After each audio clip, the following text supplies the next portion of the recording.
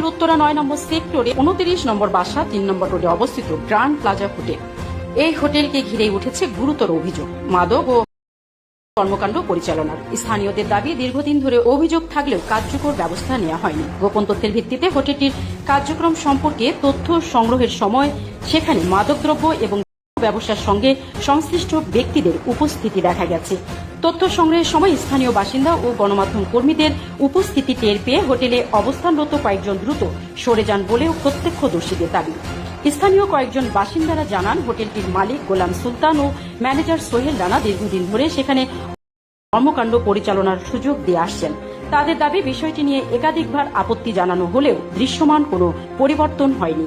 আবাসিক এলাকায় এমন কর্মকাণ্ড পরিবার, শিক্ষার্থী ও সাধারণ বাসিন্দাদের মধ্যে নিরাপত্তা এবং সামাজিক পরিবেশ নিয়ে তৈরি হয়েছে বলে জানান স্থানীয়রা। তবে হোটেল মালিক ও ম্যানেজারের বিরুদ্ধে ওঠা এসব অভিযোগের বিষয়ে তাদের বক্তব্য পাওয়া যায়নি।